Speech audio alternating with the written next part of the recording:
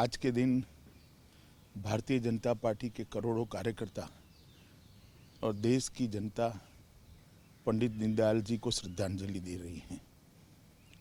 पंडित जी ने उस समय एक नई विचारधारा को जन्म दिया जब आज़ादी के तुरंत बाद देश की नीतियां बननी थी, देश को आगे बढ़ने की दिशा तय होनी थी।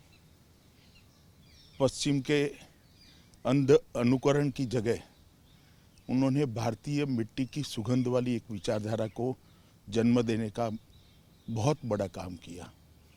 एकात्म मानववाद के जरिए भारत किस दिशा पर आगे बढ़ सकता है, उसकी नींव उन्होंने एकात्म मानववाद के द्वारा रखी।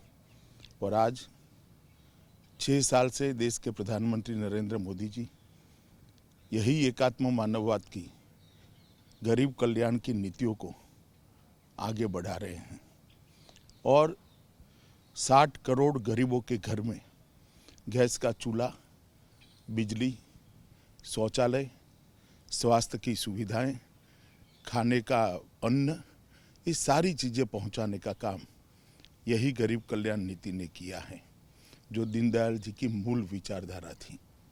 दीनदयाल जी ने एक दूसरा बड़ा काम किया, संगठन के आधार पर चलने वाली पार्टी का निर्माण हो, नेतृत्व की चकाचौंध से नहीं परंतु करोड़ों त्यागी परिश्रमी कार्यकर्ताओं के आधार पर एक सरकार और पार्टी और जनता के बीच में संवाद करने वाली संगठन की श्रृंखला खड़ी हो।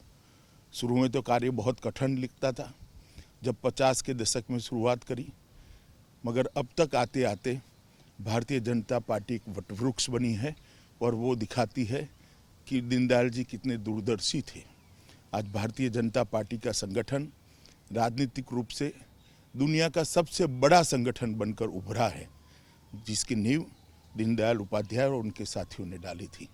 मैं फिर से एक बार मन से दीनदयाल जी का देश के विकास में, देश की राजनीति में और विशेषकर एक गरीब कल्याण में जो योगदान है उसको याद भी करता हूं और दीनदयाल जी को श्रद्धांजलि भी देता हूं।